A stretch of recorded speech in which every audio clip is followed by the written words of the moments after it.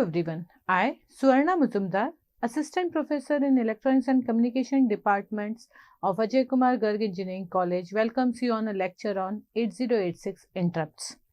First of all, we will discuss what is interrupts, and then we are going to discuss specifically the interrupts which are associated with 8086 microprocessor. So, interrupt, it is nothing but a special method which is used by peripheral device to access the services of microprocessor. As we all know that microprocessor will not work alone, it needs input output device and some peripheral device to communicate through to the world, outside world. So after processing any data or to process any data, microprocessor has to interact with outside world, and for that it needs to need the peripheral devices. Now there are one method in which microprocessor will go and check with each of the device whether it is ready to give the data or ready to receive the data. That method is known as polling method, and in that polling method microprocessor has to check every time the status of the peripheral devices, and in that case it is nothing but the wastage of microprocessor execution time, because when it go and check the status of any peripheral device, at that time microprocessor has to free from other resources, other work. So instead of that we mostly nowadays we prefer for interrupt method. In case of interrupt method, any peripheral device, if it is ready to access the service from microprocessor, it will send a signal either through an external pin or through a software. So whenever microprocessor receive a signal or an indication, then in that case microprocessor will suspend the current execution of program, whichever program microprocessor is executing at that time when the interrupt occur, and shift to a new service or new program, and that new service or new program where it will shift is known as interrupt service routine. So every interrupt for every interrupt user or programmer must have to write an interrupt service routine. Otherwise it is just a wastage, because microprocessor does not know what to do when that particular interrupt occur. So in that case programmer or user has to predefine the services that has to be given by microprocessor for that particular interrupt. Now in case of 8086 there are three resources, or we can say there are three sources of interrupts. One is hardware interrupt. Hardware means it is associated with the pins related to microprocessor. Next is the software interrupt. These are the nothing but instructions written in the program itself, that while performing some instructions, and in between that we had written one instruction, that is a software interrupt, and when that instruction get fetched and decoded by microprocessor, a particular task related to that instruction, that is software interrupt, is executed, and again after execution of that particular task microprocessor come back to its main program. The third type is the error condition or exception or types.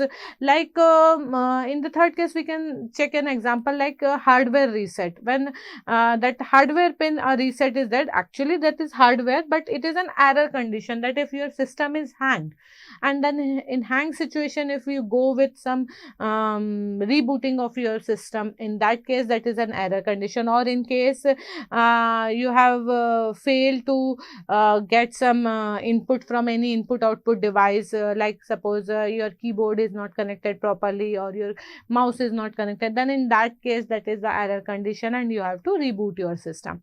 So we will discuss one by one in detail about the hardware interrupt, software interrupts and error condition with reference to 8086.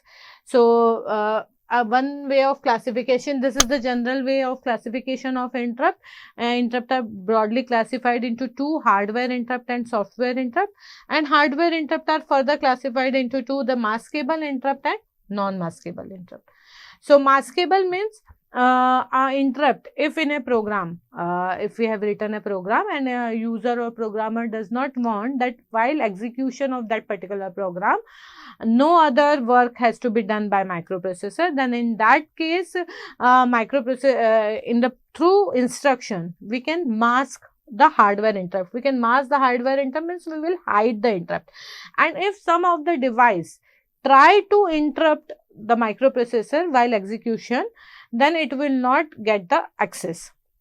But there are some interrupt which are non-maskable, that in a program we are not able to mask that interrupt, that when if that interrupt occur, then microprocessor has to suspend the current execution and switch to the interrupt service routine related to non-maskable interrupt. So in case of 8085, we know that trap is the interrupt which is non-maskable. And in case of 8086 NMI, we will see it is the non-maskable interrupt. So if this interrupt occur, microprocessor has to actually perform that particular instruction and suspend that current program and shift to the new program. So first of all, the hardware interrupt. In case of 8086, we have two external pins in 8086. One is NMI and one is INTR. In case of 8085, we remember that there are 5 hardware interrupts: trap, RST 7.5, 6.5, 5.5 and INTR. Out of that 5, trap is non-maskable and rest 4 are maskable. Here NMI and INTR are the two interrupts. So if we compare 8085 and 8086, 8086 has less number of interrupts, but we can have a higher range in software interrupts. So here non-maskable interrupt and INTR are the two hardware interrupts. And there is one more way of classification of interrupts is vectored interrupt and non-vectored interrupt. Now, vectored interrupt means specific address is related to that particular interrupt. That when that interrupt occur, the microprocessor has to jump to a particular vector location in a memory, and some instruction has written at that particular memory location, and microprocessor has to perform that operation which is written at a particular location. So, vector means we are providing a path that if this interrupt occur, what to do and from where microprocessor has to perform the task.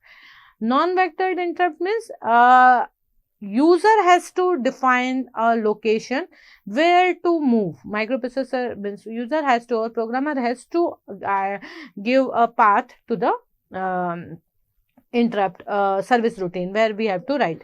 In case of vectored, it is already, or you can say predefined locations are there. So a non-maskable interrupt, it is a edge triggered interrupt and high priority interrupt. Out of two interrupts, non-maskable interrupts are is having higher priority, and also it is edge triggered. Edge triggered means whenever this interrupt occur, it is accesses at the, if it is occur at clock edge, this edge, then only it is readable or it is recognized, otherwise not. If it is, if interrupt occur in between this level, on level, then it is not recognized. So whenever at the edge, if it is occur, then only interrupt can be serviced. On receiving the interrupt, the microprocessor execute INT. That is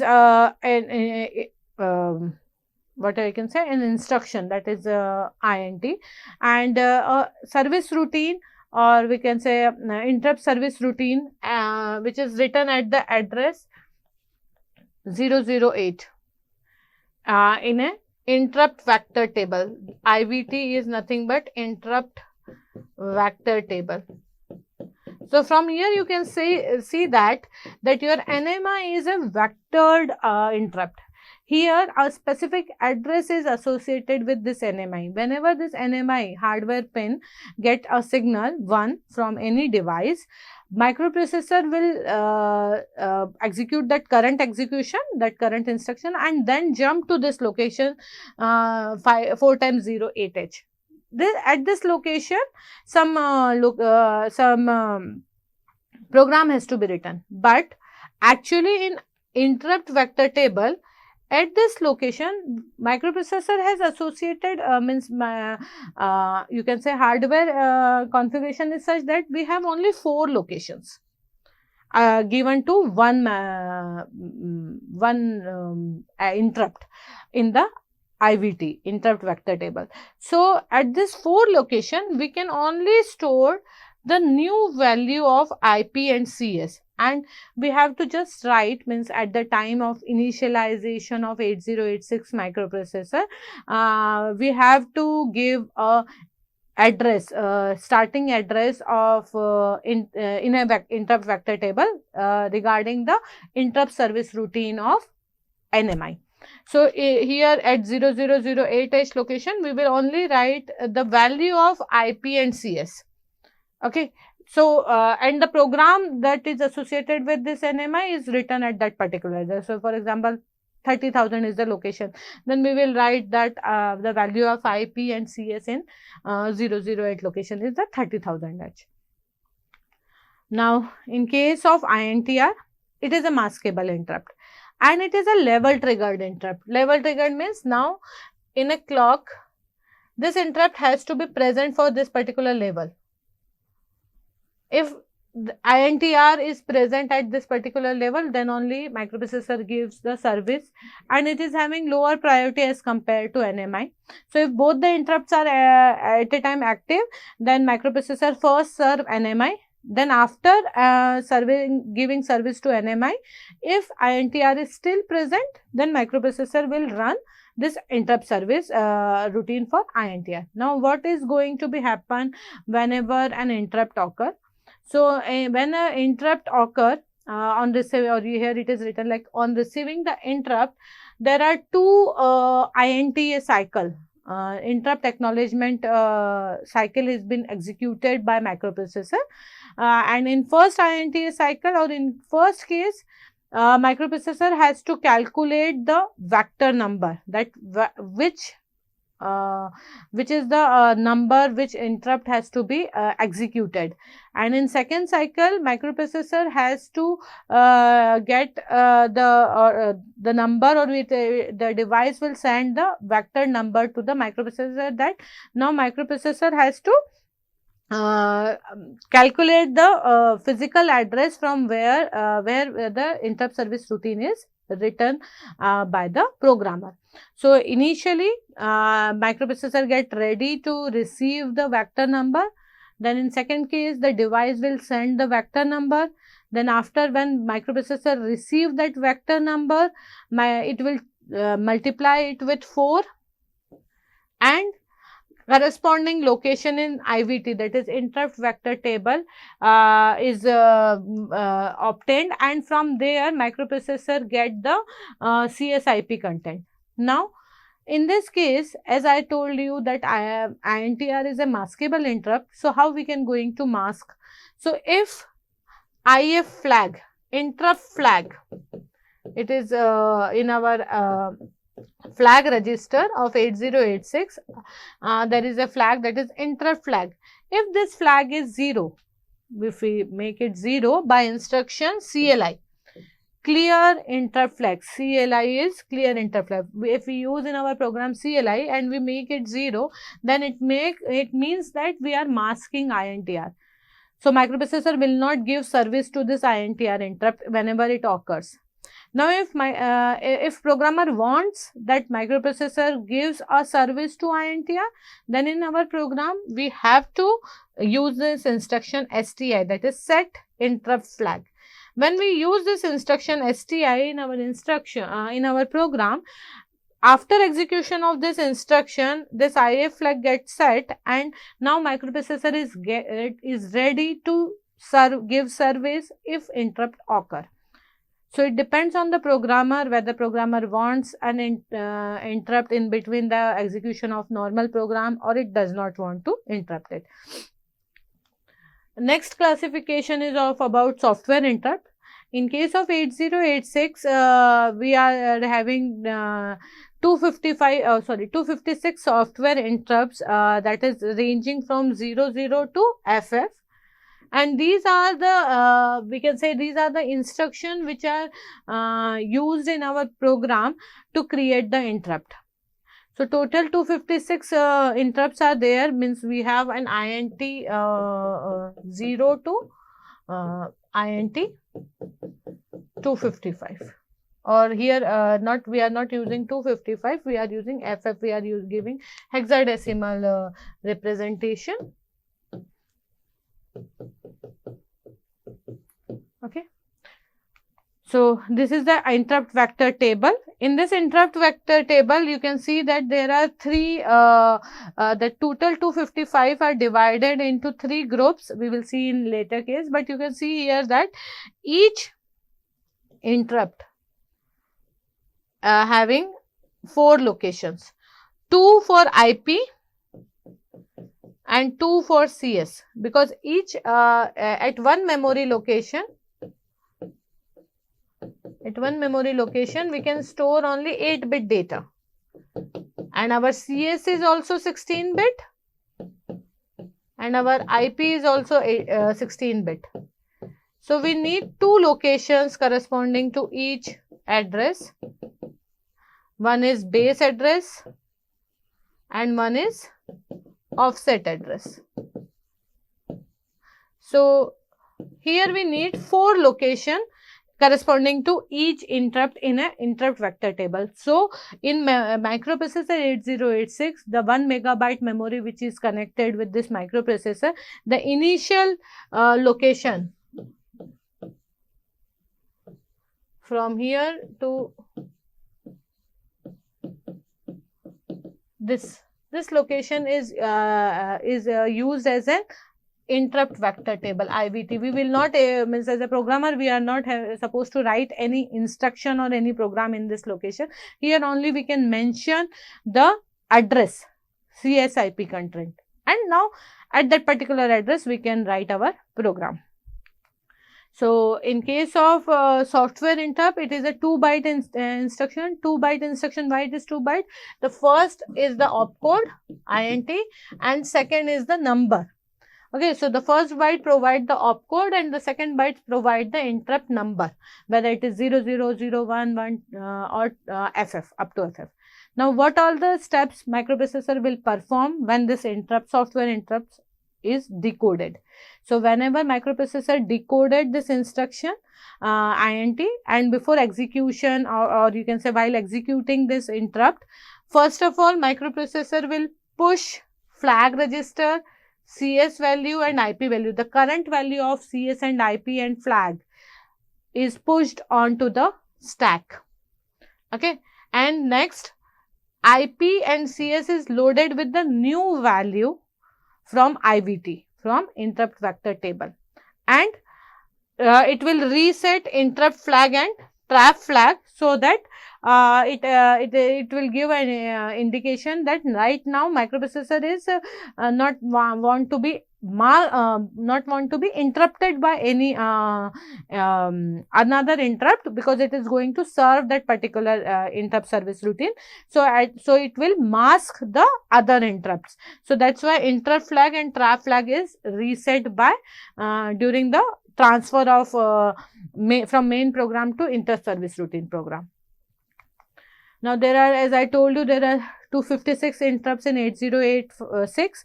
These are grouped into 3. One is dedicated interrupt. So INT 0 to 4, 5 interrupts are known as dedicated interrupt.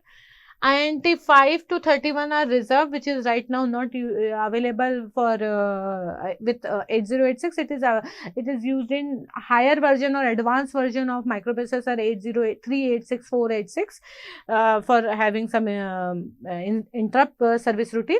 Right now the available interrupts are from interrupt INT 32 to 255, 220, sorry, it is 225, it is 255. Okay. So the first 5 interrupts that are dedicated interrupts are type 0, which is this interrupt occur whenever in our program, if we are wants to divide the operand by 0. Then in that situation, this type 0 interrupt will be generated and microprocessor will serve a service routine written at this type 0 interrupt. Second interrupt is type 1 interrupt. this is the interrupt which is generated whenever the TRAP flag is high, and it will indicate that now microprocessor will go with single step execution, that is the debugging of program, and after every instruction microprocessor go and run this ISR related to type 1 interrupt. In case of type 2, this is nothing but it is we can say it is a program which is related to NMI, or in software it is type 2, in hardware interrupt it is NMI, that is non-maskable interrupt. Type 3 is a interrupt which represent the breakpoint interrupt, or which is related to if we have to run particular set of instruction and after that we don't want just for debugging, then we can have introduced breakpoint, and if by using this type 3 we can introduce a breakpoint in our main program. If we are using type 4 as a software interrupt, then it is related to overflow flag. So whenever a overflow flag is set, this type 4 interrupt is generated, and a service routine written by programmer at this particular interrupt will be executed by microprocessor. Second group is reserved, but it is as I told you, it is used by higher processor, that is Pentium and 80386. It is they are not available for users, but the available which are available to users are here are the interrupts. These interrupts means when I have to write INT32, if I have to use INT32H in my program, then I have to write a ISR related to this INT32 at particular location. Suppose I have written this is 350,000 location, then this physical address has to be stored at the CSIP value, that is I have to store 3,000 and 5,000 in my IVT. So whenever this INT32 interrupt is written in my program, it is microprocessor will jump to IVT, and from IVT it will calculate this it will found this interrupt, and it will run the program written at this particular location, whatever program I have written in this. Suppose I have written to convert binary to hexadecimal number, or ASCII to binary, something like that. So whatever the program is written at this interrupt. Now if we go with the priority, if we have to check with the priority, that if all the interrupts occur at a time, what is the priority? So divide error, that is type 0, INTN and INTO 0 is having the highest priority. After that the priority is NMI, INTR, and the last or lowest priority is single step, that is type 1, where we are having a single step execution to debug the program. So this is all about 8086 microprocessor. One thing that I have to recall again, that if microprocessor is running this main program, your CSIP content is here, and an interrupt occur, then microprocessor, what it will do, it will push the content of flag CSIP, whatever the current CSIP here, CSIP value, and the registers if we want, onto the stack. Then it will go to IVT. After pushing, it will go to IVT to reload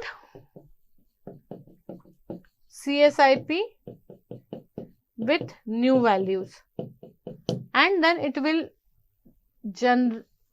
execute the program, and at the end IRET return, that is return.